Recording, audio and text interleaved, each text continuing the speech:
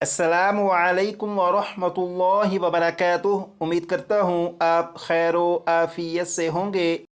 Class number 60 में सूरतुल मुल्क की आयत नंबर 10 से आयत नंबर 13 तक पढ़ेंगे। यहाँ से यहाँ तक इस सबक को 2 मरतबा मैं पढ़ूंगा और यकीनन आपने इस सबक को अपने तौर पर 15 से 20 मरतबा पढ़ा होगा। तो जब मैं यहाँ से यहाँ तक इस सबक को 2 मरतबा पढ़ूं तो आप गौर करिएगा कि इस सबक में कौन से ऐसे अल्फाज हैं कि जो आपने सही याद किए और कौन से ऐसे अल्फाज हैं कि जो आपसे दुरुस्त नहीं पढ़े गए थे। तो जब मैं यहाँ से यहाँ तक इस सबक को 2 मरतबा पढ़ चुकूँ तो आप उन अल्फाज को जो आपसे सही नहीं पढ़े गए थे उन्हें अच्छी तरह याद कर लीजिएगा। तो शुरू करते हैं। अऊज़ु बिल्लाहि मिनश शैतानिर रजीम। बिस्मिल्लाहिर रहमानिर रहीम।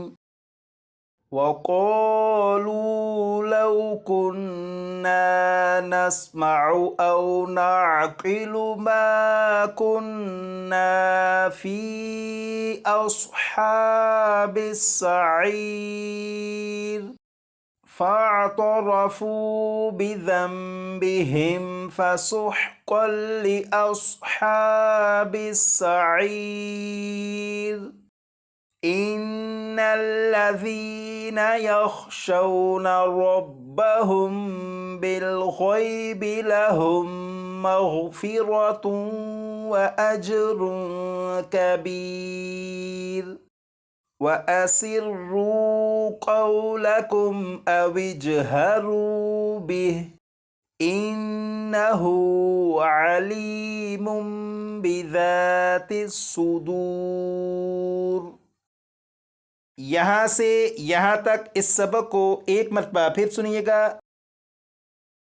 وقالوا لو كنا نسمع أو نعقل ما كنا في أصحاب السعير فاعترفوا بذنبهم فسحقا لأصحاب السعير إن الذين يخشون ربهم بالغيب لهم مغفرة وأجر كبير وأسروا قولكم أو اجهروا به إنه عليم بذات الصدور۔